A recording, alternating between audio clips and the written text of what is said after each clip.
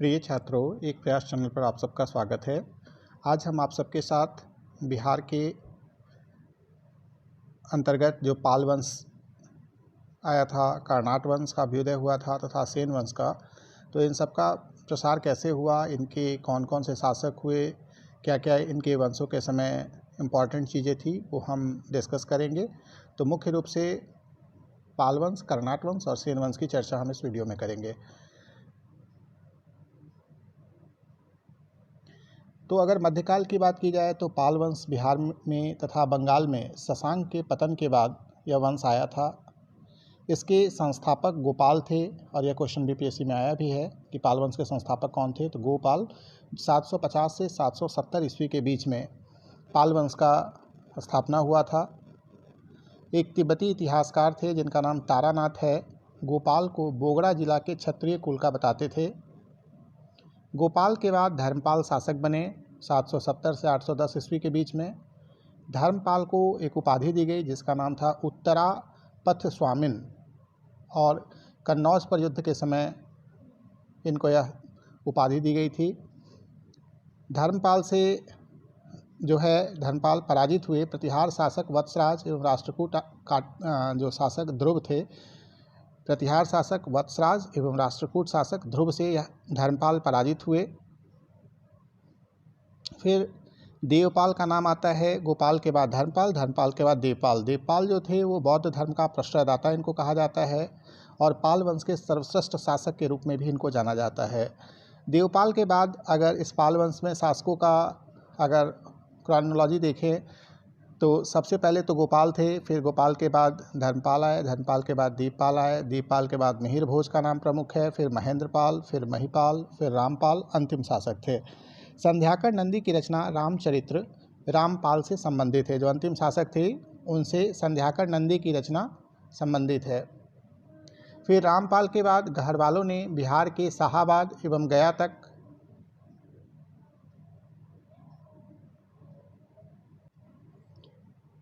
रामपाल के बाद गहरवालों ने बिहार के शाहाबाद एवं गया तक साम्राज्य विस्तार किया तथा रामपाल के समय ही गजनवी एवं गोरी का आक्रमण बिहार में हुआ।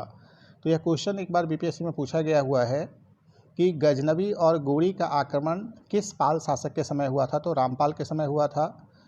यह भी क्वेश्चन पूछा गया है कि विक्रमशिला महाविहार की स्थापना किसने की है, तो धर्मपाल ने किया हुआ है। ओदंतपुरी एवं जगदल विश्वविद्यालय भी इन्होंने बनवाया था। सुलेमान ने पाल वंश को रूहेला कहा है। फिर पाल वंश का जब समापन हो जाता है तो बिहार में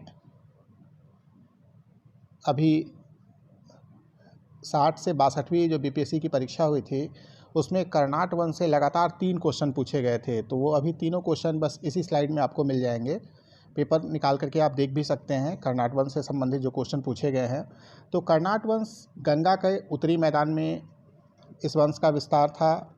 इसके संस्थापक जो थे नान्यदेव थे।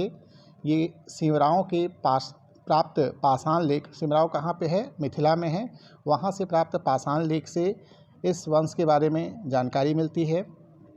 कर्नाट वंश की जो राजधानी थी वो सिमरावगढ़ में थी। इसका काल मिथिला का स्वर्णयुग काल के नाम से जाना जाता है। अंतिम शासक हरि सिंह थे तथा इन्हीं के समय पंजी प्रबंध का विकास भी हुआ था। प्रसिद्ध मैथिली कवि दरभंगा नरेश कृति सिंह एवं शिव सिंह इन्हीं के दरबार में थे। विद्यापति जिनका जन्मस्थल दरभंगा के बेनीपट्टी थाना के बिस्फी गांव में है, इनका अन्य नाम जो है अभिनव जयदेव। इनकी रचना कीर्तिलता वर्तमान में नेपाल के राज पुस्तकालय में सुरक्षित है अभी भी, तथा इनकी अन्य रचनाएं भूपरिक्रमा नामक पोथी है, कीर्ति पताका है। यह विद्यापति की कीर्तिलता, भूपरिक्रमा और कीर्ति पताका ये बहुत प्रसिद्ध पुस्तकें रही हैं। विद्यापति के पिताजी गणपति ठाकुर थे एवं माता का नाम हासिनी देवी है। चंदेश्वर के पिता धीरेश्वर ठाकुर जी थे और चंदेश्वर की रचनाएं कृत्य चिंतामणि, विवाद रत्नाकर एवं राजनीति रत्नाकर, जिसमें से एक क्वेश्चन राजनीति रत्नाकर पूछा भी जा चुका है और विद्यापति की कीर्तिलता और कीर्ति पताका भी पूछा जा चुका है बीपीएससी में। फिर अगर सेन वंश की बात की जाए तो सेन वंश के संस्थापक सामंत सेन थे। ये पालों के बेसिकली सामंत थे। और हेमंत सेन, सेन वंश पूरी तरह इनके समय में, हेमंत सेन के समय में स्वतंत्र हो गया था। फिर लक्ष्मण सेन, विजय सेन इस सेन वंश के शक्तिशाली शासक थे। विजय सेन के बारे में अगर कहा जाए तो दान सागर, अद्भुत सागर नामक पुस्तक की रचना इन्होंने की थी। देवपारा ताम्रपत्र बंगाल में मिला था, जहाँ के लेख से विजय सेन के बारे में जानकारी मिलती है। विजय सेन ने ही नान्यदेव को पराजित किया था तथा विजय सेन ही शैव धर्म को मानने वाला भी था। गीत गोविंद के लेखक जयदेव जो थे, गीत गोविंद जयदेव ये काफ़ी फेमस हैं, लक्ष्मण सेन के दरबार में थे और इनका जो राजधानी था वो नादिया एवं लखनौती था। लक्ष्मण सेन के समय ही बिहार में तुर्क बख्तियार खिलजी का आक्रमण हुआ था। तो ये क्वेश्चन भी बीपीएससी में कई बार पूछा हुआ है कि तुर्क जो बख्तियार खिलजी था वो बिहार में जब आक्रमण किया था उसमें बिहार के शासक कौन थे। तो सेन वंश के राजा लक्ष्मण सेन उस समय बिहार में राज कर रहे थे।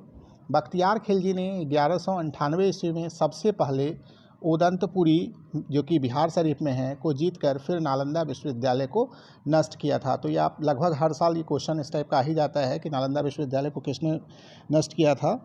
तो आंसर रहेगा बख्तियार खिलजी ने 1198 ईस्वी में पहले तो उदंतपुरी को जीता और फिर उसके बाद नालंदा विश्वविद्यालय को भी नष्ट किया। तो इस तरह से यह बिहार के जो 3 प्रमुख राजवंश थे, पाल वंश, सेन वंश और कर्नाट वंश, उन तीनों के ऊपर आज मैंने आप सबके साथ डिस्कशन किया। अगले टॉपिक में अफ़गानों का उदय, मुग़ल काल एवं बिहार में सूफीवाद की चर्चा करेंगे। निश्चित रूप से इस वीडियो से आप सभी को लाभ होगा और अगर आपको इससे ये वीडियोस अच्छे लगते हैं तो अपने दोस्तों के बीच में ज़्यादा से ज़्यादा शेयर करें ताकि ज़्यादा से ज़्यादा लोगों को यह लाभ मिल सके। धन्यवाद।